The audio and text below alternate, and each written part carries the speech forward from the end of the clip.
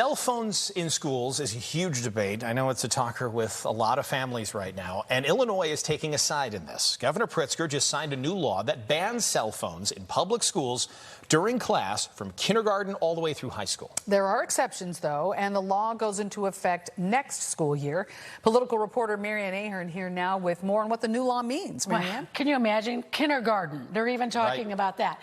This has been in the works for more than a year, and some school districts in Illinois, they already do it. Research shows more than 70% of high school teachers say cell phone distraction is a major problem.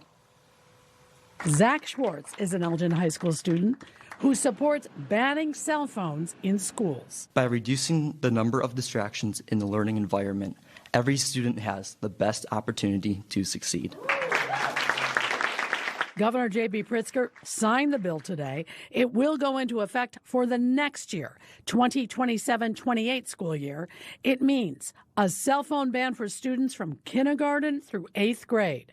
High school students will be allowed to use their phones during lunch and breaks between classes. The data is clear, and that high schools should be encouraged to maintain a full bell-to-bell ban.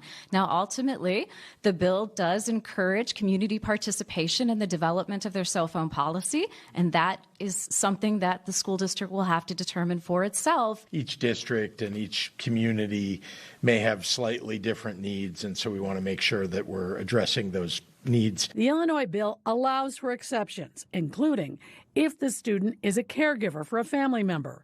And it does prohibit schools from enforcing fines or suspensions for breaking the ban. It was very, very important and critical to strike a balance between achieving the obvious objectives of banning cell phones in our schools, but also put forth policies that are essential to situations and circumstances that we more often see in communities of color.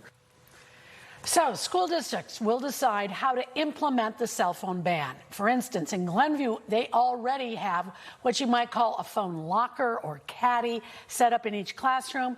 Those that don't place their phone in the locker, they are marked as absent. Interesting. Okay. Yeah, so that is one way, but as you notice, they said no expulsions, no suspensions.